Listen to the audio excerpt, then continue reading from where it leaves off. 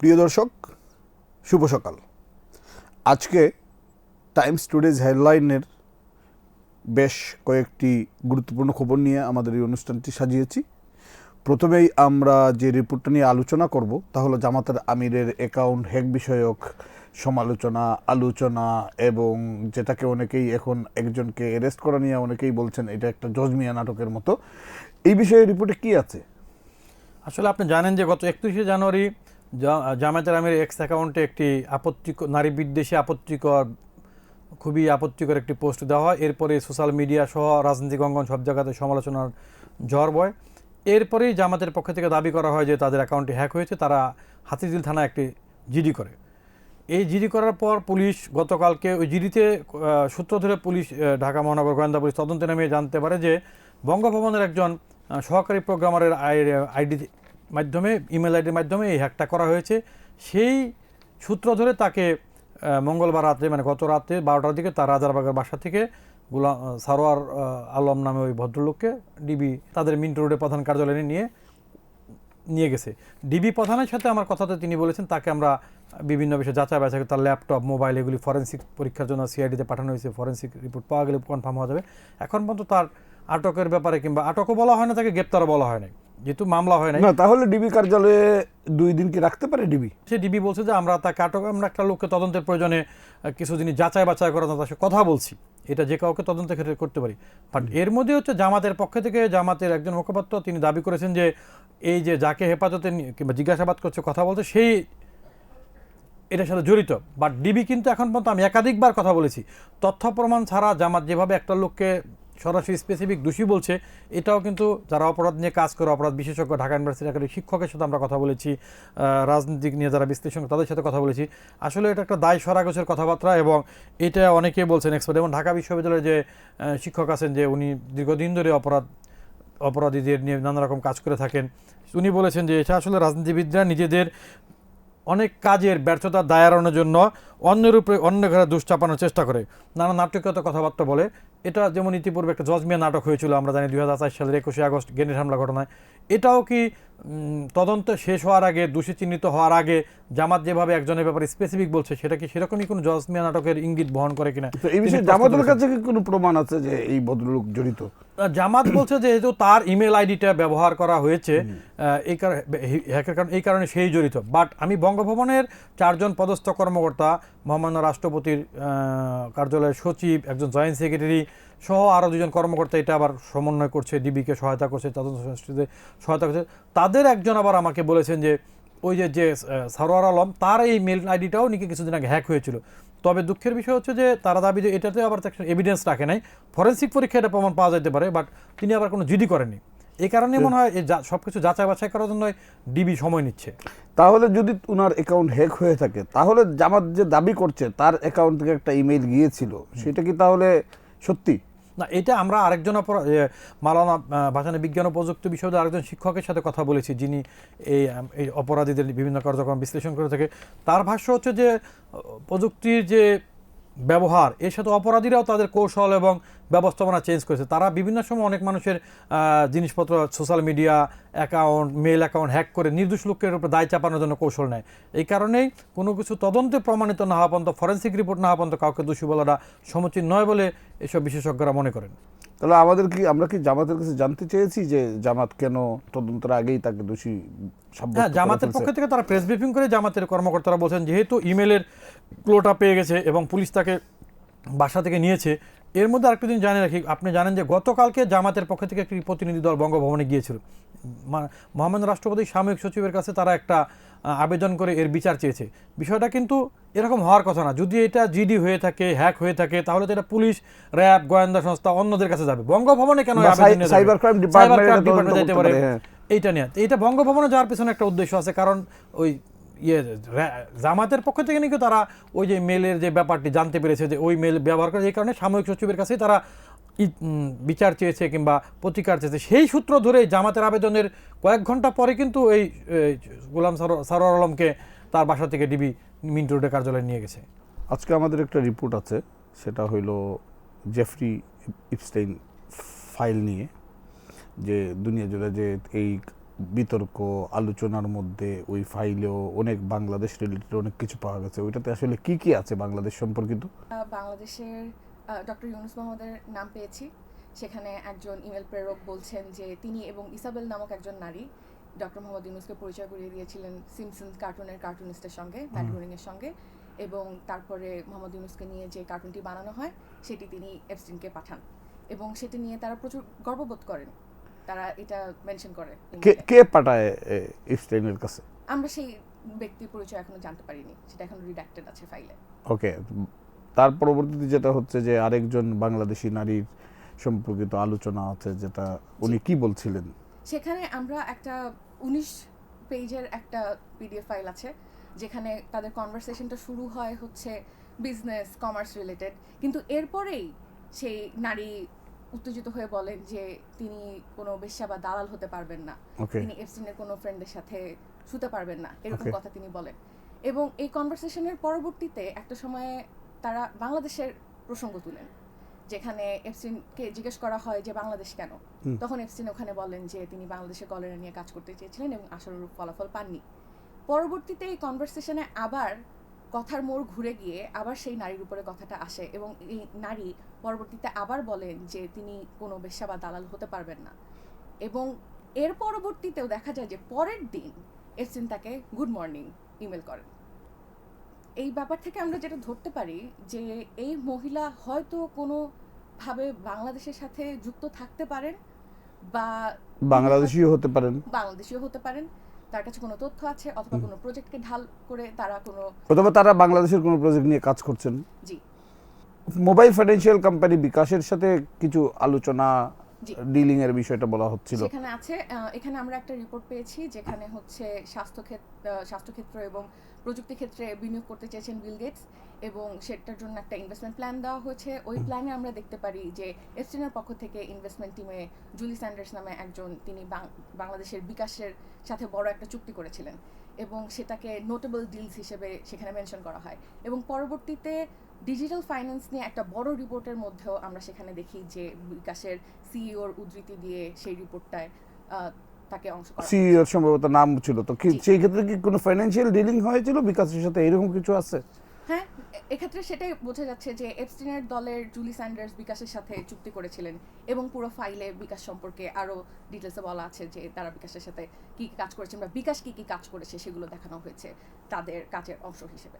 আবার আরেকটি বিষয় মনে হয় এই একই ফাইলে আমাদের বাংলাদেশের একজন সিনিয়র রাজনীতিবিদ আব্দুল আল মিন্টু কাকে ডোনেট করেছেন সেটাও সম্ভবত আছে।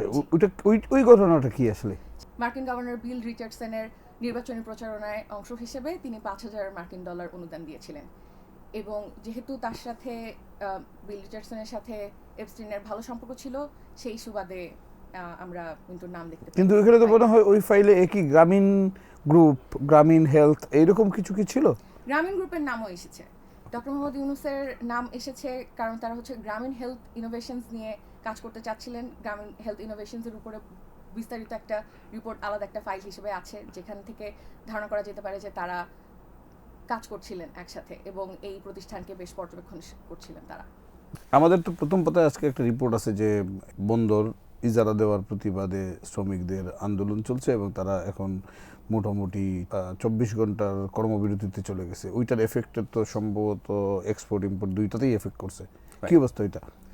এটা 8 ঘন্টা করে চলছিল যে তাদের এই ধর্মঘটটা। এটি আসলে আজ সকাল থেকে 24 ঘন্টা তারা অনির্দিষ্টকালের জন্য, দ্যাট মিনস যে ডিপি ওয়ার্ল্ডকে যে আপনার নিউ মেরিন কন্টেনার টার্মিনাল ইজারা দেওয়ার চুক্তির পরিকল্পনা থেকে যদি সরকার সরে না আসে, তাহলে অনির্দিষ্টকালের জন্য সেখানকার অ্যাক্টিভিটিস তারা বন্দর যে আপনার শ্রমিকরা বা কর্মচারীরা তারা সেটি বন্ধের ঘোষণা দিয়েছেন। আজকে আমরা যে গতকাল সন্ধ্যা পর্যন্ত সেটি এফেক্টিভ ছিল। যে এতে আমি যদি একটু ভেঙে বলি যে কন্টেইনার টার্মিনাল যেগুলো, যে দুইভাবে জাহাজে আপনার পণ্য আসে, একটা হচ্ছে বাল্কে আসে, একটা হচ্ছে কন্টেইনারে। তো কন্টেইনারের যে জাহাজগুলো সেগুলো জেটি পর্যন্ত আসতে হয় লোড আনলোডের জন্য। তো আপনার যে সমুদ্র থেকে যে আমাদের যে চ্যানেল দিয়ে আপনার যে জেটি পর্যন্ত এই জাহাজগুলোকে চালিয়ে আনেন হচ্ছে ক্যাপ্টেনরা, আর যে চট্টগ্রাম বন্দরের ক্যাপ্টেনরা, বিকজ যেটা তাদের গ্রাউন্ড, তারা এটাতে এক্সপার্ট, এটাই সব রীতি। তো তারা এই সার্ভিসটা বন্ধ করে দিয়েছে, যাতে কোনো জাহাজ জেটিতে আসছেও না, জেটি ছেড়ে যেতেও পারছে না, নাম্বার ওয়ান। আর সেকেন্ড হচ্ছে যেগুলো এসে পড়েছে সেগুলো লোডিং আনলোডিং কন্টেনার কিছুই হচ্ছে না। দ্যাট মিনস কন্টেনার যে হ্যান্ডলিং একদমই বন্ধ হয়ে গেছে। তাহলে ইম্পোর্টের মালামালও খালাস হবে না এবং এক্সপোর্টও তো হচ্ছে না, তাহলে না হচ্ছে তাহলে পুরোপুরি এক্সপোর্ট ইম্পোর্ট বন্ধ হয়ে আছে। আর এই যারা এই আন্দোলন করছে তাদের আসলে দাবি কি কি? বলছি। আর আরেকটা পার্ট আছে যেটা বাল্কে, সেগুলো আপনার যে আউটার অ্যাঙ্করেজ মানে সমুদ্রেই ভাসতে থাকে, সেগুলো একটা জায়গা, সেখানে ছোট ছোট যে লাইটারাইজ জাহাজ সেগুলো গেলে সেখানে কাস্টমস কর্মকর্তাদের উপস্থিতিতে সেগুলো আপনার লোডিং আনলোডিং হয়, সেই কার্যক্রমটা চলছে। তবে সার্বিক পরিস্থিতিতে সেখানেও একটা স্লো ডাউন আছে আর কি। আচ্ছা, কিন্তু আমি যে কথাটা বলতে চাচ্ছিলাম বা আমি যে জিনিসটা জানতে চাচ্ছিলাম, এই যে যারা আন্দোলন করছে তাদের আসলে কি কি দাবি? তাদের দাবি একটাই, তাদের এক দফা যে এখন নিউ মোরিং কন্টেইনার টার্মিনাল যেটা এটি আসলে দেশীয় অপারেটর চালাচ্ছিল, সেখানে তাদের বিরুদ্ধে অনেক অভিযোগ ছিল, আমরা এগুলো নিয়ে অনেক প্রতিবেদনও করেছি। পরবর্তীতে এখন ইন্টারিম টাইমে আপনার চিটাগং ড্রাই ডক, যেটা নেভির যে কোম্পানি তারা চালাচ্ছে, দাবি হচ্ছে যে এটি ডিপি ওয়ার্ল্ডকে দেওয়া যাবে না। দিলে কি হবে? দিলে তাদের একটা যুক্তি হচ্ছে যে এখানে আসলে বিনিয়োগ সরকার করে রেখেছে, যে বিদেশিদের হাতে ইজারা দিয়ে দেওয়ার, এটির বিষয়ে আপনি জানেন একটা ট্যাবু আমাদের চিন্তায় একটা। এই ডিপি ওয়ার্ল্ড ইন্ডিয়ান পোর্টগুলোকে কোন লেভেলে পারফরমেন্সের দিক দিয়ে নিয়ে গেছে, আর বাংলাদেশ এখন কোথায় আছে, সেইটা কি কোনো আলোচনায় আসছে না? সেটি আলোচনায় আসছে, কিন্তু তারা এখন তাদের এক দফা। আর আরেকটি সমালোচনা হচ্ছে যে অন্তর্বর্তী সরকার না, এটি রাজনৈতিক সরকার এসে দিতে হবে। হ্যাঁ, আচ্ছা, কিন্তু এইখানে তো আরেকটা কথাও আছে যে যারা এই বন্দর ইজারা নিয়ে যারা আন্দোলন করছে তাদের আসলে নানা পোর্ট রিলেটেড তাদের নানাবিধ বিজনেস আছে, পলিটিশিয়ানদের চাঁদাবাজি আছে, শ্রমিক নেতাদের চাঁদাবাজি, নানান ধরনের আয় উন্নতির ব্যবস্থা আছে, সেইটার জন্যই কি তারা এটা করছে?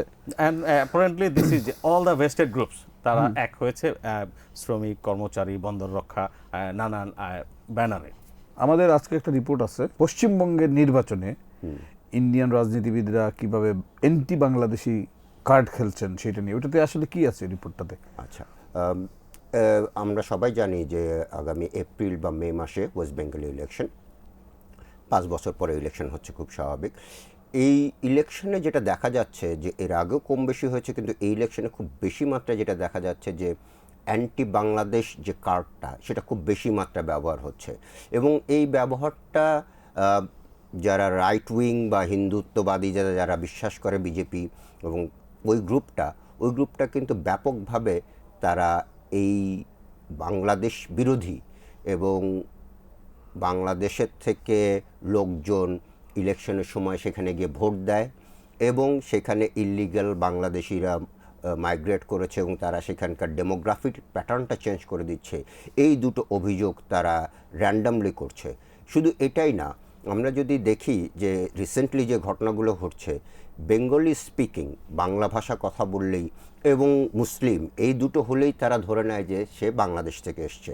এবং এটা যে শুধু ওয়েস্ট বেঙ্গল কেন্দ্রিক তা না, আমি জাস্ট পেপারগুলো মনিটর করলে বোঝা যায়। কয়েকদিন আগের ঘটনা, এই জাস্ট জানুয়ারি মাসের লাস্ট উইকে আমি একটা খুব দুঃখজনক একটা ঘটনা দেখলাম। কেরালাতে একটা বাংলাদেশি বাংলাভাষী মুসলিম, সে ওয়েস্ট বেঙ্গল থেকে কেরালাতে শ্রমিক হিসাবে গিয়েছিল, এবং সেখানে তাকে beaten to death, Bangladeshi brand করে তাকে বিটেন টু ডেথ করা হয়েছে। এই ধরনের ঘটনা কিন্তু ওখানে অনেকগুলো ঘটছে, এবং এই হেট স্পিচটা এখন part of their election strategy, এটা কিন্তু স্ট্যাবলিশড হয়ে গেছে। এটা তো আসলে বিজেপির ইলেকশন স্ট্র্যাটেজি এক্স্যাক্টলি। এবং আপনি যদি দেখেন যে এটা হচ্ছে গিয়ে যে কিছুদিন আগে ইন্ডিয়া হেট ল্যাব, এটা ওয়াশিংটন বেসড একটা থিঙ্ক ট্যাঙ্ক, তারা ইন্ডিয়াতে যে হেট স্পিচগুলো ব্যবহার হয় সেটার 2025 সালে কী পরিমাণ ব্যবহার হয়েছে সেটার একটা স্ট্যাটিস্টিক্স তারা প্রকাশ করেছে। এবং সেখানে তারা বলছে যে 2025 সালে বিজেপি 1318টা event not hate speech. Event বলতে আমি বুঝাচ্ছি যে জনসভা বা র্যালিতে, অনুষ্ঠানে সেখানে হেড স্পিচ দেওয়া হয়েছে, এবং সেটা তো মানে একজন না, একাধিক ব্যক্তি দিয়েছে। এরকম 1318টা ইভেন্ট তারা আইডেন্টিফাই করেছে। এটা তারা পাবলিক ডোমেনে পেয়েছে সেখান থেকে, এছাড়াও আরও অনেক থাকবে অবশ্যই, হয়তো পাবলিক ডোমেনে নাই। এবং এটার টার্গেট হচ্ছে গিয়ে কারা, বেসিক্যালি মুসলিম আর পার্টলি খ্রিশ্চান কমিউনিটি, এরাই হচ্ছে গিয়ে এদের টার্গেট। এবং সেই রিপোর্টে আর একটা জিনিস খুব ইন্টারেস্টিংলি বলছে যে এই মানে এই হেট স্পিচটাকে বিজেপি তাদের ইলেকশন স্ট্র্যাটেজির মধ্যে ঢুকিয়ে ফেলেছে। এই হেট স্পিচটা দেওয়ার কারণে তারা যে কাজটা করেছে, দুটো জিনিস, একটা তারা একটা ভয়ের বা আতঙ্কের একটা পরিবেশ তারা তৈরি করার চেষ্টা করছে, আর দুই জনতুষ্টিমূলক, যেটা আমরা বলি যে পপুলিস্ট, হিন্দু ভোটারদেরকে আকৃষ্ট করার জন্য তারা মুসলিম বিদ্বেষী, বাংলাদেশ বিদ্বেষী বা বাংলাদেশ বিরোধী এই ধরনের বক্তব্যগুলো তারা দিয়ে ভোটারদেরকে আকর্ষণ করার চেষ্টা করছে। এবং এটার রেজাল্ট যে তারা পাচ্ছে না তাও কিন্তু না। আমি দু একজনকে, ইভেন ইন্ডিয়ার সাংবাদিকদেরও এবং কয়েকজনের সাথে যোগাযোগ করেছি, তারা বলছে যে হ্যাঁ, ওয়েস্ট বেঙ্গলে হয়তো বা সেটার প্রভাবটা কম না, কিন্তু আপনি যদি আশেপাশের রাজ্যগুলোতে দেখেন, ত্রিপুরা বা আসাম বা এই বেল্টটাতে, তারা কিন্তু এখানে রেজাল্ট পাচ্ছে। আর উপরের দিকে যদি হিন্দি ভাষাভাষী বেল্টে বলি, তাহলে তো এর রেজাল্ট আরও বেশি পাচ্ছে তারা।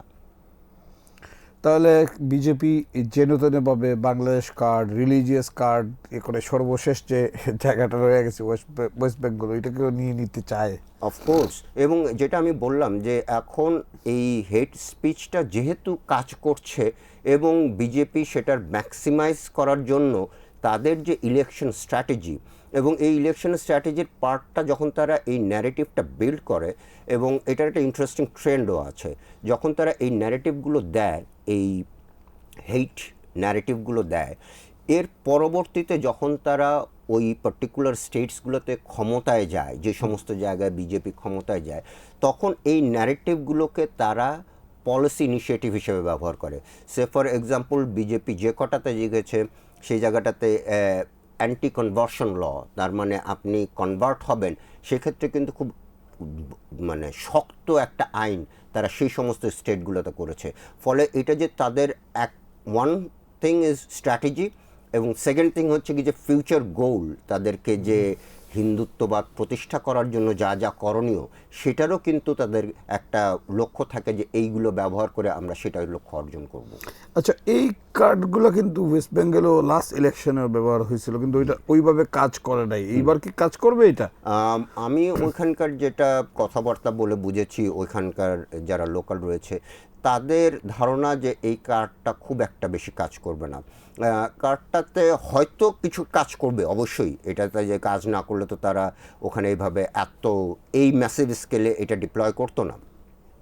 সেখানকার মুসলিমরা তারা এই জিনিসটা বোঝে, ওইখানে তো মুসলিমরা পাশে 28-30%, তারা আসলে তৃণমূলের ভোট ব্যাংক, এটা একটা বিষয়। আর ইন এডিশন টু দ্যাট, যারা অরিজিনাল ওয়েস্ট বেঙ্গল তো বিভিন্ন জায়গা থেকে লোকজন এখানে আসে, এবং সেটার পরিমাণও কিন্তু কম না, কিন্তু অরিজিনাল যারা ওয়েস্ট বেঙ্গল তাদের কাছে এইটার অ্যাপিলটা কিছুটা কম। আই এম নট সেইং যে তাদের কাছে একদমই অ্যাপিল নাই, কিন্তু অরিজিনালি ওয়েস্ট বেঙ্গলদের কাছে এই অ্যাপিলটা কম। এই অ্যাপিলটা বস্তুত পক্ষে যেটা আসে যে হিন্দি ভাষাভাষী যারা বিভিন্ন স্টেট থেকে, সে ফর এক্সাম্পল অ্যাডজেসেন্ট বিহার বা অন্যান্য জায়গা থেকে যারা এই পাশে চলে এসছে এবং তারা বিভিন্ন কর্মকাণ্ডে জড়িত ওয়েস্ট বেঙ্গলে, তাদের ক্ষেত্রে এটা খুব বেশি কাজ করে। আজকের একটি সংবাদ আছে যেটা হলো রংপুর বিভাগের আসনগুলো নিয়ে একটু অ্যানালাইসিস, এটাতে কি আছে আসলে? ধন্যবাদ আপনাকে। আমাদের প্রতিবেদনটিতে রংপুর বিভাগের 33টি আসনের একটি বিশ্লেষণ রয়েছে। আমাদের প্রতিবেদক ওখান থেকে যা পাঠিয়েছেন সেই অনুযায়ী রংপুর বিভাগের 33টি আসনের মধ্যে 18টি আসনে বিএনপি এগিয়ে আছে, 10টিতে জামায়াতে ইসলামী এগিয়ে আছে, 3টিতে জাতীয় পার্টি এগিয়ে আছে, এবং বাকি 2টিতে বিএনপির যে বিদ্রোহী স্বতন্ত্র প্রার্থী তারা এগিয়ে আছে। তো আমাদের এই প্রতিবেদনটিতে প্রতিটি আসন ধরে ধরে বলা হয়েছে যে কোথায় কারা এগিয়ে আছে, কেন এগিয়ে আছে, সেখানে একাধিক বিদ্রোহী প্রার্থী থাকায় কোন দল সুবিধা পাচ্ছে, কোথায় জাতীয় পার্টি অথবা আওয়ামী লীগের ভোট কোথায় গেলে কি হতে পারে, এই ধরনের কিছু বিশ্লেষণ রয়েছে আমাদের এই প্রতিবেদনটিতে। আচ্ছা, একটু একটা জিনিস একটু অ্যাবনর্মাল লাগছে না, যে এত বছর ওই জোনটা পুরোটাই ছিল হলো জাতীয় পার্টির নিয়ন্ত্রণে, এবং ওইখানেই তারা সমস্ত, এবং জাতীয় পার্টিকে রিজিওনাল পার্টি আসলে বিন করা হয়তো রংপুরের কারণে, সেইখানে জাতীয় পার্টির একেবারে কিছুই নাই। এটার কারণ কি? এটি একটি আসলে অবাক বিষয় যে যেখানে জাতীয় পার্টির দুর্গ বলা হতো রংপুর অঞ্চলকে, সেখানে জাতীয় পার্টি এখন অস্তিত্ব রক্ষার লড়াইয়ে নেমেছে। এর কারণ মূলত অনেকগুলি। এর মধ্যে প্রধান কারণটি হচ্ছে দীর্ঘদিন তারা ক্ষমতার ধারে কাছে ছিল না। পরবর্তীতে যখন আওয়ামী লীগের সঙ্গে তারা জোট করে ক্ষমতার ভাগীদার হয়, তখনও আওয়ামী লীগ তাদেরকে অতটা সুযোগ দেয়নি এই দলের নেতাদেরকে।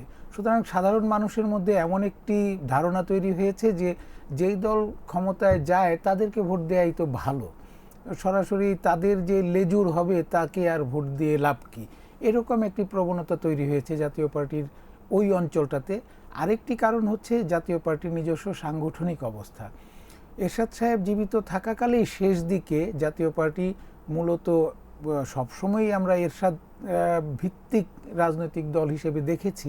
এরপরেও রংপুর অঞ্চলের কিছু নেতা ছিলেন যারা দলকে গুছিয়ে রাখতেন, দলের সাংগঠনিক যে ভিত সেটিকে তারা ধরে রাখার চেষ্টা করেছেন। কিন্তু এরশাদ সাহেবের মৃত্যুর পর সেই সাংগঠনিক অবস্থাটি প্রায় ভেঙে পড়েছে বললেই চলে, সারা দেশেই ভেঙে পড়েছে। এর মধ্যে রংপুর অঞ্চলে সেটি আরও বেশি প্রকট হয়ে দেখা দিয়েছে। অনেকেই অভিযোগ করেন যে জিএম কাদের সাহেব একেবারেই ব্যক্তিগত স্বার্থে অতীতের নির্বাচনগুলিতে মনোনয়ন দিয়েছেন, কমিটি কোথাও আছে কোথাও নেই, এই ধরনের অবস্থার কারণে সাংগঠনিকভাবে দলটি প্রচণ্ড রকমের দুর্বল হয়ে গেছে। এটাও একটি এর মধ্যে কিন্তু কয়েক দফা তো আরো ভাঙ্গনও হয়েছে, যেটার কারণে অনেকেই বলেন যে আওয়ামী লীগ ইচ্ছা করে জাতীয় পার্টিকে দুর্বল করেছে। তবে আরেকটি বিষয় হচ্ছে যে জাতীয় পার্টির ভাঙন কিন্তু রংপুর অঞ্চলে খুব বেশি রকমের হয়নি। কয়েকজন নেতা হয়তো, যেমন জিএম কাদের এবং রাঙ্গার তো অনেক দিনের দীর্ঘ লম্বা ঝামেলা, নেতা হয়তো ওই মূল দল, যদি আমরা জিএম কাদেরের দলটিকে মূল দল বলি, তার সাথে মতভেদ ছিল। কিন্তু ওভারঅল যে জাতীয় পার্টির তৃণমূল পর্যায়ের নেতা বলি বা জেলা পর্যায়ের নেতারা, এরা সব সময়ই এরশাদ এবং পরবর্তীতে জিএম কাদেরের সঙ্গে ছিলেন, এবারও তাই আছেন মূলত। তাহলে কি এই যে রংপুর বিভাগে জামাতের এই উত্থানের বিষয়ে কি তাহলে কি জাতীয় পার্টির ভোটগুলো সব জামাতের দিকে ঝুঁকে পড়লো? এটাই আমি একটু বলতে চেয়েছিলাম যে গত বেশ কয়েকটি জরিপে দেখলাম আমরা যে রংপুর এবং খুলনা অঞ্চলে জামাতি ইসলামীর ভোট অনেক বেড়েছে। তাহলে এই ভোট এলো থেকে, ওইদিকে জাতীয় পার্টির ভোট কমছে। বরাবরই আমরা দেখে এসেছি যে রংপুর অঞ্চলে সবচেয়ে শক্তিশালী দল আওয়ামী লীগ, তাদের সাথে প্রতিদ্বন্দ্বিতা হতো জাতীয় পার্টি এবং বিএনপির, কোথাও জাতীয় পার্টি কোথাও বিএনপি। সার্বিকভাবে জাতীয় পার্টি এবং বিএনপির অবস্থা প্রায় কাছাকাছি একটা অবস্থায় ছিল। কিন্তু কিছু কিছু পকেট রয়েছে যেসব জায়গায় জামাতি ইসলামীর বেশ শক্ত ভিত অনেক আগে থেকেই, তাদের ভোট বিএনপির চাইতেও বেশি ছিল। ওভারঅল 33টি আসনের মধ্যে যদি ধরি আমরা, ভোটের দিক থেকে বিএনপি এবং জামাতি ইসলামী প্রায় সমান ছিল রংপুর বিভাগে। তো জামাতি ইসলামীর যে ভোট বৃদ্ধি সেটি মূলত আমার বিশ্বাস জাতীয় পার্টির দিক থেকেই এসেছে। জাতীয় পার্টি যতটা কমেছে অনেকটাই বেড়েছে জামাতি ইসলামীর। আরেকটি হচ্ছে যে বিএনপির তো সিগনিফিক্যান্টলি বাড়ে নাই, না বিএনপির বাড়েনি, বরং বিএনপির ভেতরে যারা ওই অঞ্চলে বিএনপির সমর্থক ছিলেন, এখন সন্দেহ করা হয় যে তাদের অনেকেই ছিলেন আসলে জামাতি ইসলামীর লোক। তারা হয়তো বা বড় দল হিসেবে বিএনপির দিকে ছিলেন এতদিন, এখন সেটি নাই, সুতরাং তারা আবার নিজেদের দলে ফিরে যাচ্ছেন, এমন একটি অবস্থা তৈরি হয়েছে। এসব কারণেই সব মিলিয়ে ওখানে জাতীয় পার্টির দুর্বল অবস্থা এবং জামাতে ইসলামীর সবল হওয়ার একটি পরিবেশ আমরা দেখতে পাচ্ছি। এরপরেও জামাতে ইসলামী এবার আমরা অভ্যন্তরীণ সূত্র থেকে, তাদের দলের ভেতর থেকে যা শুনছিলাম যে তারা আশা করছে যা রংপুর বিভাগের 33টা আসনের মধ্যে 16টিতে তারা জয়লাভ করবে। তবে আমাদের প্রতিবেদক যা পাঠিয়েছেন তাতে মনে হচ্ছে যে তারা 10 থেকে 12টির বেশি পাবেন না, 10টিতে এগিয়ে রেখেছেন আমাদের প্রতিবেদক। এর মধ্যেও আরেকটি বড় ফ্যাক্টর হয়ে উঠতে পারে আগামী এক সপ্তাহের মধ্যে, সেটি হচ্ছে যে আওয়ামী লীগের সমর্থকরা যদি মাঠে নামেন, যদি ভোট কেন্দ্রে যান, তাহলে তারা কাকে ভোট দেবেন। প্রথম দিকে মনে হয়েছিল যে ওখানে আওয়ামী লীগেরও একটি ভোটের অংশ জামাতের দিকে যাবে, বিএনপির দিকে বড় অংশটা যাবে, একটা অংশ জামাতের দিকে যাবে। কিন্তু এখন অনেকেই বলছে যে সেই জামাতের দিকে যে যাওয়ার কথাটি বলা হচ্ছিল সেটি সম্ভবত ঠিক নয়।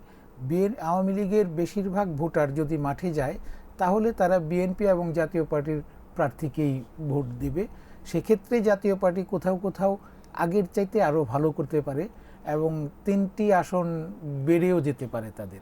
কিন্তু এখানে তো 3টি আসন হয়তো না বের হয়ে 3টি আসন হয়তো নিশ্চিত হতে পারে, এইরকম কি বিষয়টা? যেই 3টি আসনের কথা বলা হয়েছে, এগিয়ে আছে জাতীয় পার্টি, নীলফামারীতে একটি, রংপুরে একটি, জিএম কাদের সাহেব নিজে যেটিতে, এবং কুড়িগ্রামের একটি আসন। নীলফামারী এবং কুড়িগ্রামে আপনার এই যে বক্তব্যটি, এটি ঠিক হতে পারে যে আওয়ামী লীগ যদি বের হয় তাহলে তারা আরও নিশ্চিত হবে। রংপুর যেটি, সেটি জিএম কাদের মোটামুটি হয়তোবা নিশ্চিত এখনই।